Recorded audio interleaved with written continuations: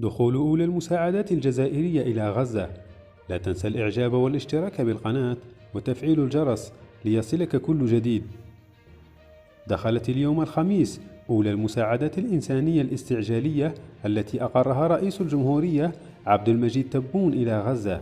أمر رئيس الجمهورية عبد المجيد تبون بإرسال مساعدات إنسانية هامة واستعجالية إلى مطار العريش في مصر لإدخالها إلى قطاع غزة عبر معبر رفح.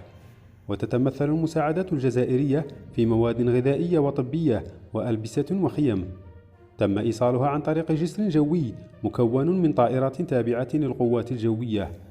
وتعبر هذه المساعدات العاجلة عن التزام الجزائر قيادة وشعبا بالتضامن اللامشروط واللامحدود مع الشعب الفلسطيني الشقيق الذي يتعرض إلى عدوان متواصل في ظل حصار شامل جائر.